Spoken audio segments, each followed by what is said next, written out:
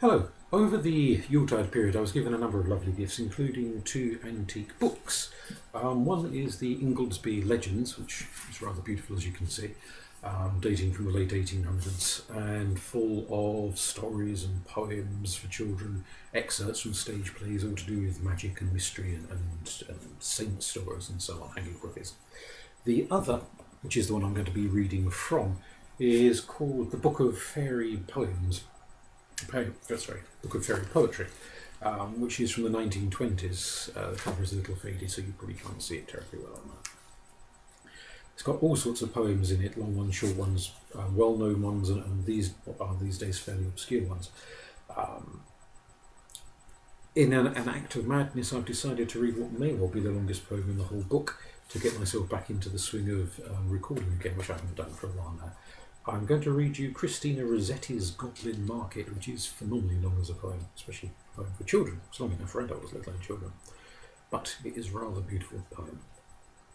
So, the Goblin Market.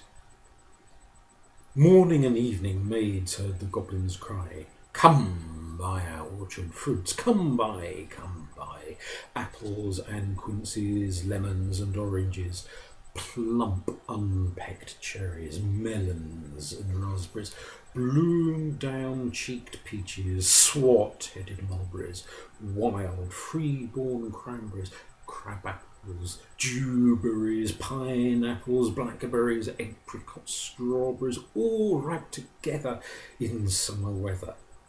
Morns that pass by, fair eves that fly, come buy,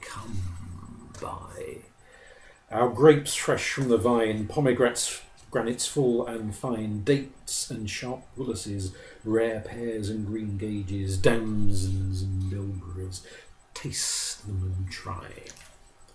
Currants and gooseberries, bright fire like barberries, figs to fill your mouth, citrons from the south, sweet to the tongue and sound to the eye, come buy. Evening by evening, among the brookside rushes, Laura bowed her head to hear, Lizzie veiled her blushes.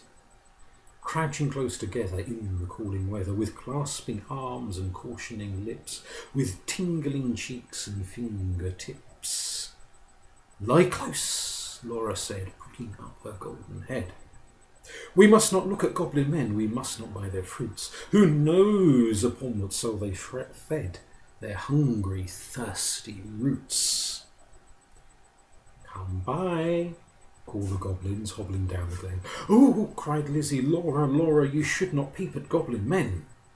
Lizzie covered up her eyes, covered close lest they should look. Laura reared her glossy head and whispered like the restless brook, look, Lizzie.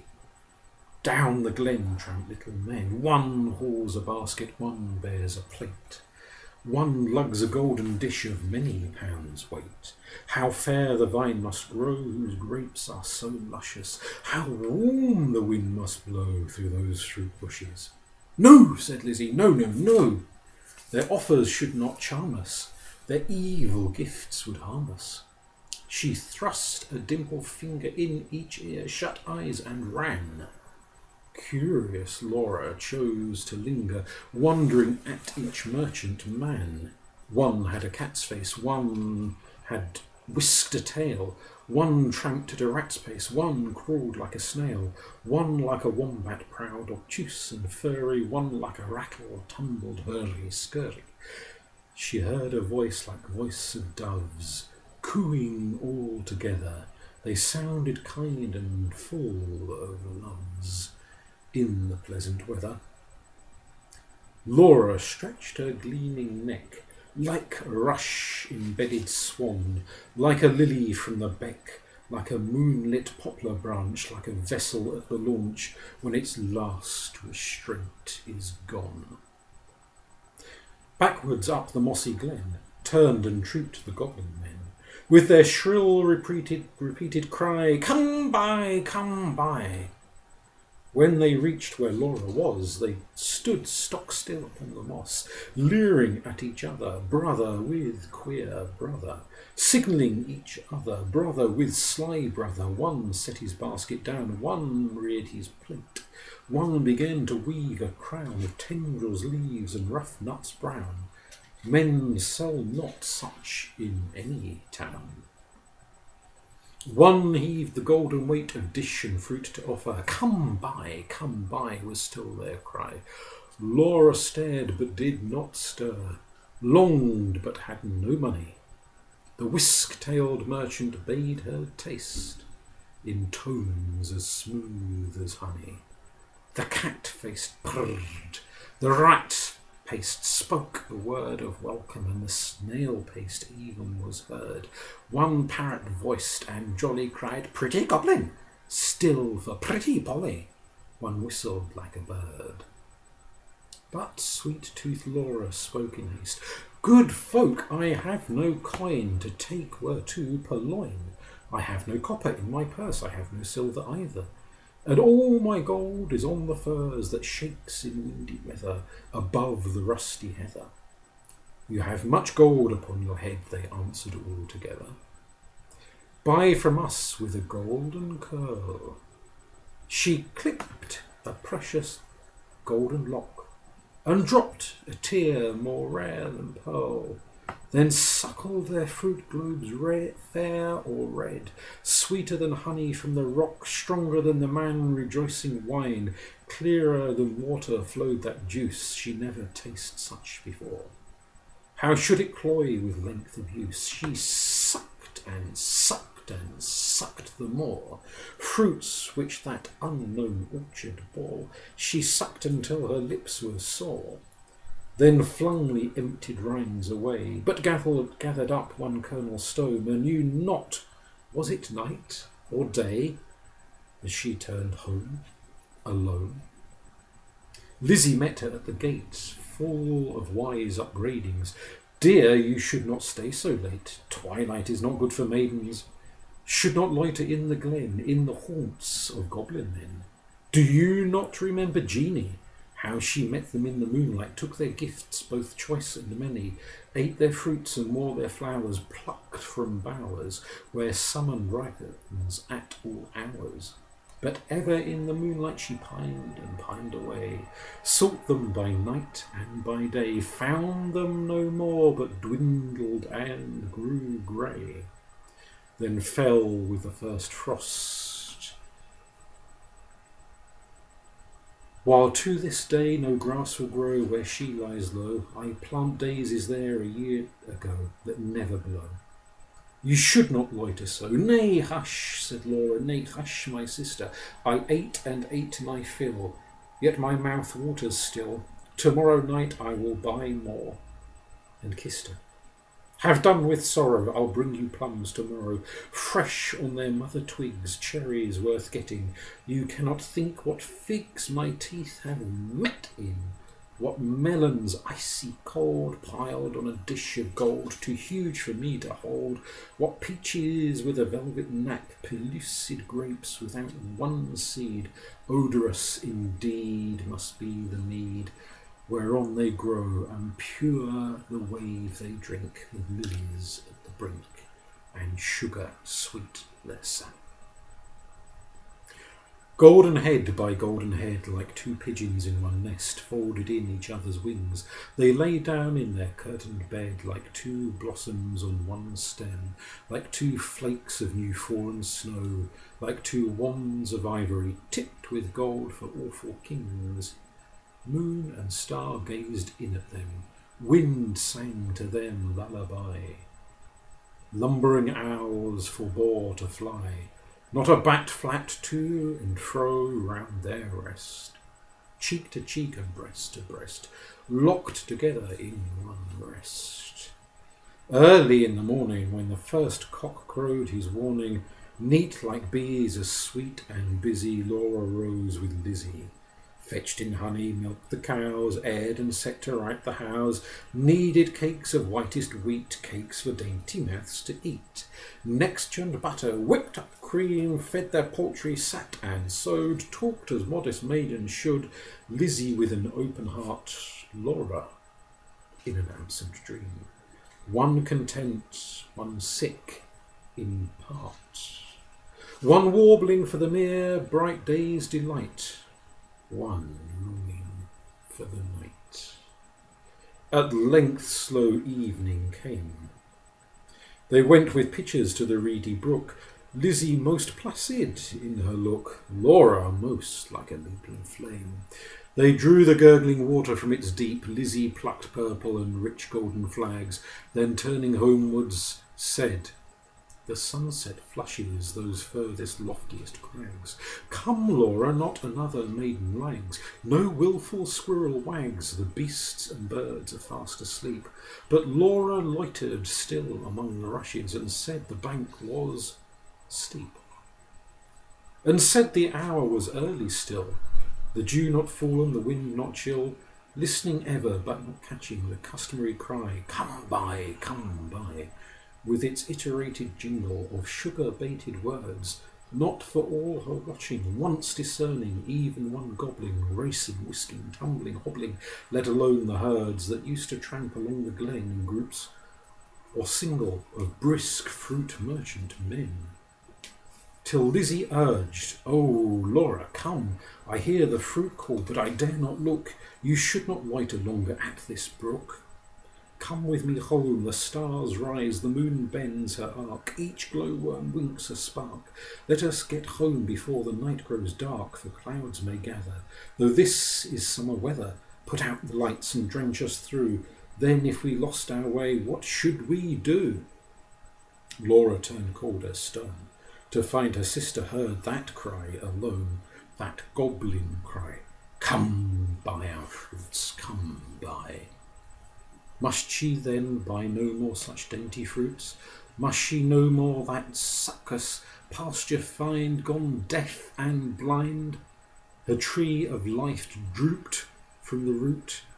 She said not one word in her heart's sore ache, but peering through the dimness, naught discerning, trudged home, her pitcher dripping all the way. So crept to bed and lay silent, till Lizzie slept. Then sat up in a passionate yearning, and gnashed her teeth, full balked desire, and wept as if her heart would break. Day after day, night after night, Laura kept watch in vain, in sullen silence of exceeding pain. She never caught again the goblin cry, come by, come by. She never spied the goblin men hawking their fruits along the glen. But when the noon waxed bright, her hair grew thin and grey, she dwindled as the fair full moon doth turn to swift decay, and burn her fire away. One day, remembering her kernel stone, she set it by a wall that faced the south, dewed it with tears, hoped for a root, watched for a waxen shoot, but there came none. It never saw the sun.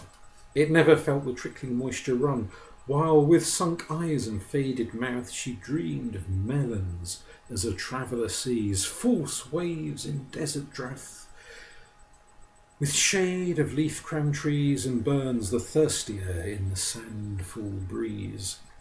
She no more swept the house, tended the fowls or cows, fetched honey, kneaded cakes of wheat, brought water from the brook, but sat down listless in the chimney nook, and would not eat.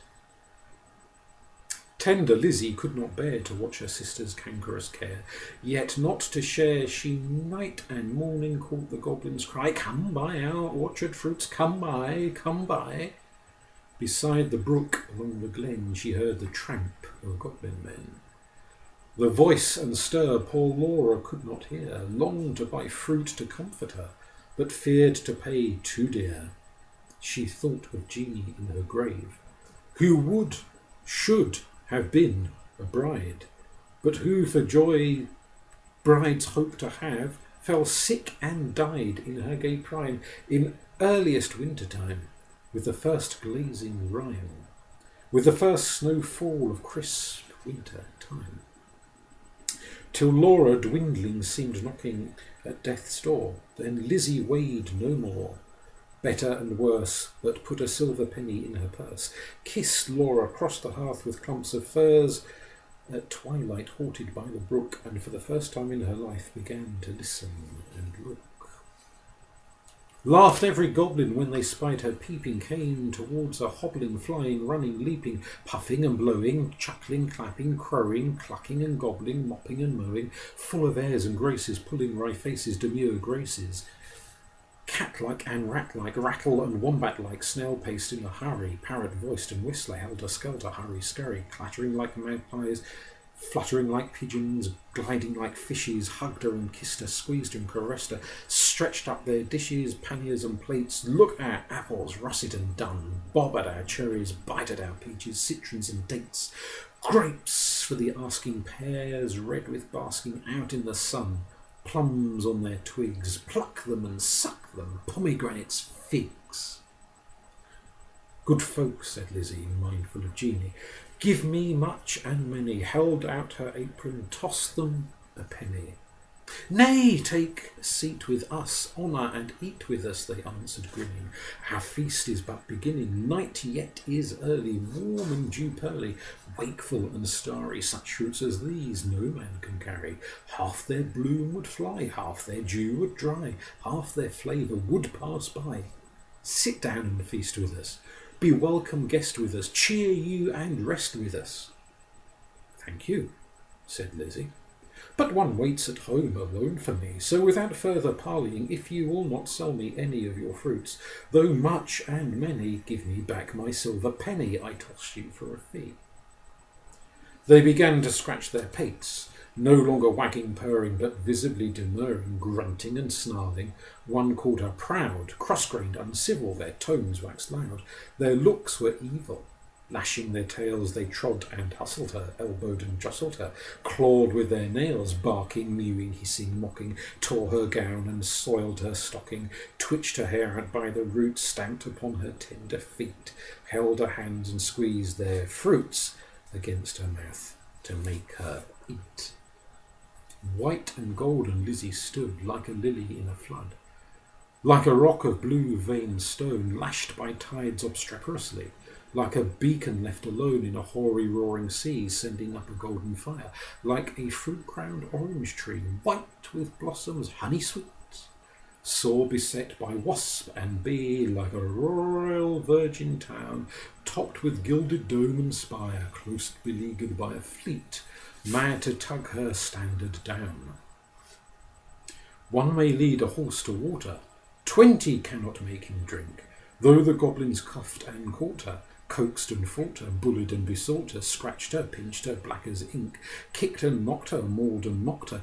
Lizzie uttered not a word, would not open lip from lip, lest they should cram a mouthful in, but laughed in heart to feel the drip of juice that syruped all her face and lodged in dimples of her chin, and streaked her neck, which quaked like curd. At last the evil people, worn out by her resistance, flung back her penny, kicked their fruit along whichever road they took, not leaving root or stone or shoot. Some writhed into the ground, some dived into the brook with ring and ripple, some scudded on the gale without a sound, some vanished in the distance. In a smart ache tingle Lizzie went her way, knew not was it night or day, sprang up the bank, tore through the furze, threaded copse and dingle, and heard her penny jingle bouncing in her purse. Its bounce was music to her ears. She ran and ran as if she feared some goblin man dogged her with jibe or curse or something worse. But not one goblin scurried after, nor was she pricked by fear. The kind heart made her windy pace that urged her home, quite out of breath with haste and inward laughter. She cried, "Laura!" up the garden path. "Did you miss me? Come and kiss me. Never mind my bruises. Hug me, kiss me, suck my juices. Squeezed from goblin fruits for you, goblin pulp and goblin dew. Eat me, drink me, love me, Laura, make much of me." For your sake I have braved the glen, and had to do with goblin merchant men. Laura started from her chair, flung her arms up in the air, clutched her hair. Lizzie, Lizzie, have you tasted for my sake the fruit forbidden? Must your light like mine be hidden, your young life like mine be wasted, undone in mine undoing, and ruined in my ruin? Thirsty, cankered, goblin-ridden, she clung about her sister, kissed and kissed and kissed her. Tears once again refreshed her shrunken eyes, dropping like rain after long sultry drouth. Shaking with anger, fear and pain, she kissed and kissed her with a hungry mouth. Her lips began to scorch. That juice was wormwood to her tongue. She loathed the feast. Writhing as one possessed, she leaped and sung, rent all her robe and wrung her hands in lamentable haste, and beat her breast. Her locks streamed like the torch borne by a racer at full speed, or like the mane of horses in their flight, or like an eagle when she stems the light straight towards the sun, or like a caged thing freed, or like a flying flag when armies run. Swift fire spread through her veins, knocked at her heart, met the fire smouldering there, and overbore its lesser flame. She gorged on bitterness without a name. Ah, fool, to choose such part of soul-consuming care. Sense failed in mortal strife, like the watchtower of a town, which an earthquake shatters down. Like a lightning-stricken mast, like a wind-uprooted tree, spun about like a foam-topped water-spout, cast down headlong in the sea, she fell at last. Pleasure past, and anguish past. Is it death, or is it life?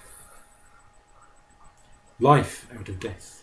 That night long Lizzie watched by her, counted her pulses, flagging stir, felt for her breath, held water to her lips and called her face, with tears and fanning leaves. But when the first birds chirped about their eaves, and early reapers plodded to the place of golden sheaves, and dew-wet grass bowed in the morning wind, so brisk to pass, and new buds with new day opened of cup like lilies on the stream, Laura awoke as from a dream, laughed in the innocent old way, hugged Lizzie not twice or thrice. Her gleaming locks showed not one thread of grey. Her breath was sweet as May, and light danced in her eyes. Days, weeks, months, years afterwards, when both were wives with children of their own, their mother hearts beset with fears, their lives bound up in tender lives, Laura would call the little ones and tell them of her early prime, those pleasant days long gone, of not returning time. Would talk about the haunted glen, the wicked, quaint fruit merchant men. Their fruits like honey to the throat, but poison in the blood. Men sell not such in any town.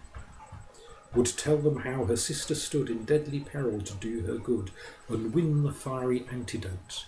Then, joining hands to little hands, would bid them cling together, for there is no friend like a sister in calm or stormy weather, to cheer one on the tedious way, to fetch one if one goes astray, to lift one if one totters down, to strengthen whilst one stands.